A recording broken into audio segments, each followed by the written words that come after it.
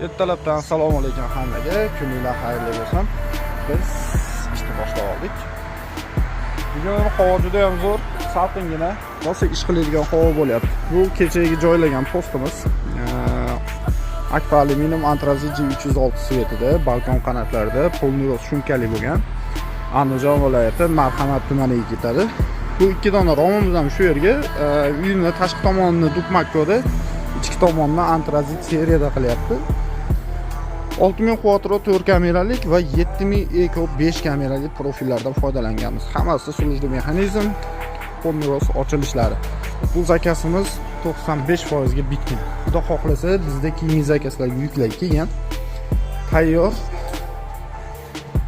Hozir endi shuni boshlaymiz, xudo xohlasa. Kuninglar xayrli bo'lsin, charchamanglar, sog' bo'linglar.